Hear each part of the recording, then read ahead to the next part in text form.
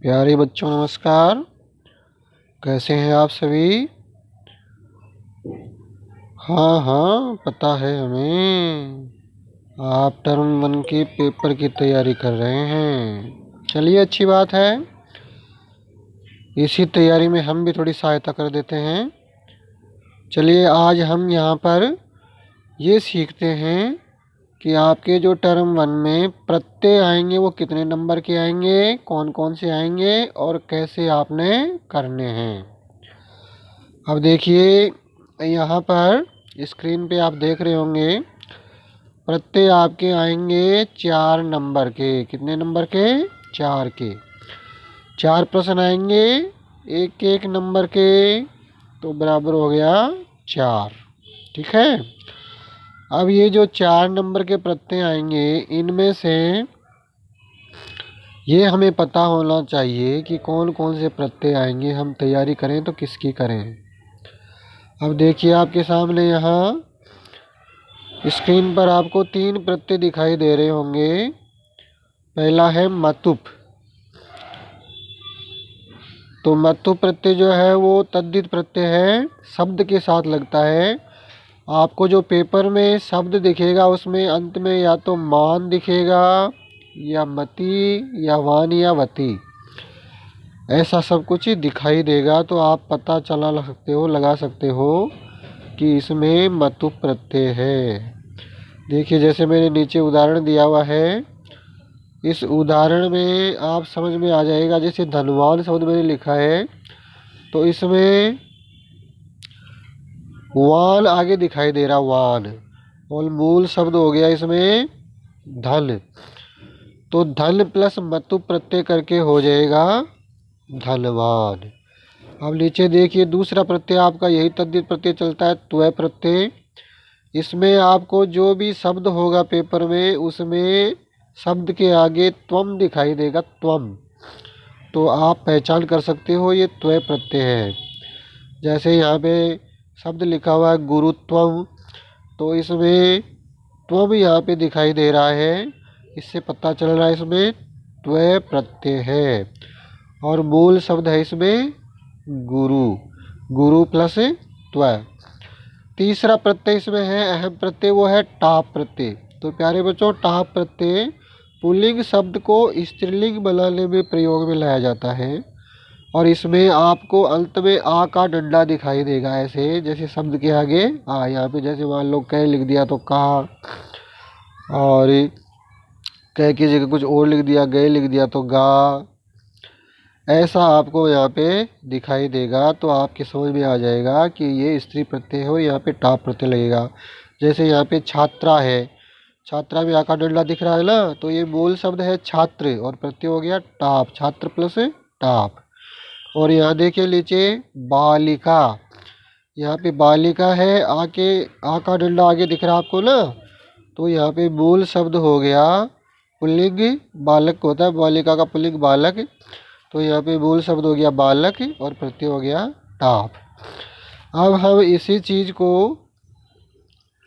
आगे उदाहरणों की तरह से समझेंगे। देखिए, अब आपकी स्क्रीन पे यहाँ पे लिखा हुआ है सह पुरुष है, धन प्लस मतुप। यहाँ पे देखिए धन प्लस मतुप है। तो धन प्लस मतुप जैसे हमने अभी उदाहरण में देखा था, जब मतुप होता है यहाँ पे या तो वत लिखेगा, वत लिखिएगा, वती या बती। तो यहाँ पे देखो धनवती भी लिखा है, धनवती भी लिखा है, लेकिन पुरुष शब्द है यहाँ पे। देखो क्या है, या तो होता आपका धनवती, और या शुरू सही होगा धनवती, या शुरू होगा धनवाल। तो ये कंफ्यूज है, या धनवाल, सारे के सारे यहाँ पे आपको दिखाई दे रहे हैं। तो कैसे पता चलेगा कौन सा सही है?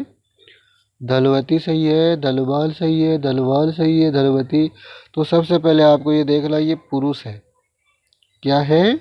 पुरुष। तो पुरुष जो है या तो होता है धनवाल या होता है धनवाल। तो आप ये पता करिए दोनों में से आपको देखने में सही कैसा लग रहा है, कौन सा शब्द आपने सुना है, धनवाल सुना है या धनवाल? यकीनन आपने भी धनवान ही सुना होगा, धनवान नहीं, तो ये वाला इसमें सही हो जाएगा। ठीक है, यही तरीका होता है करने का। यहाँ पे देखिए श्लाघ्य प्लस टाप। टाप का मतलब स्त्रीलिंग शब्द है तो श्लाघ्य के आगे आ का डंडा लग जाएगा। आसानी से हम यहाँ पे पता लगा सकते हैं। ये देखो, ये है श्लाघ्य के आगे आ का डंडा, श्लाघ्या। आगे इसमें है बुद्धिमती शब्द है, देखो बुद्धिमती। तो जैसे हमने वहाँ पे समझा था, मूल शब्द इसमें हो गया बुद्धि। तो बुद्धि तो तीनों में है। अब यहाँ पे मति आगे दिया हुआ है, मति। तो मति का मतलब कौन सा प्रत्यय हो गया, मत्तु पे। ले टाप होगा, ले त्वय होगा। यही तरीका होता है इनको प्रश्नों को सही करने का। अब देखिए आगे देखते हैं। यहाँ पे धनवती, धनवान, ये तो वह वाला ही है। यहाँ पे श्लाघ्या, ये भी हमने कर लिया था। आगे देखते हैं। ये देखो यहाँ पे तुल्य वत्सल प्लस टाप है। तो टाप स्त्रीलिंग होता है ना, आ का डंडा आ जाएगा। तो बिना किसी प्रयास के हमें पता चल रहा है आ का डंडा देखो यहाँ पे है, तुल्य वत्सला। और नीचे देखिए महत्वम। महत्वम में तुम दिख रहा ना आगे, इसका मतलब त्वय प्रत्यय है। त्वम का मतलब है त्वय प्रत्यय है यहाँ पे।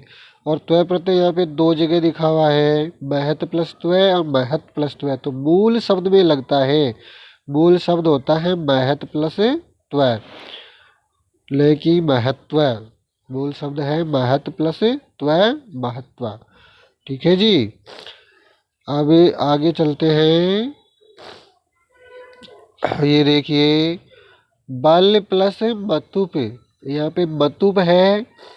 और बुद्धि जो है ना, बुद्धि वो स्त्रीलिंग होती है। बुद्धि, बुद्धि ले तो बलवान होगी, ले बलवान होगी, बुद्धि होगी बलवती। क्या होगी, बलवती। तो इसका हो जाएगा बलवती। अब देखिए आगे यत्र अस्ति सा धूर्ता। धूर्ता देखो आ का डंडा दिख रहा है ना पहले ही। तो आ का डंडा दिख रहा है, इसका मतलब टाप प्रत्यय होगा। तो यहाँ पे टाप प्रत्यय यहाँ भी है, यहाँ भी। लेकिन मूल शब्द धूर्ता।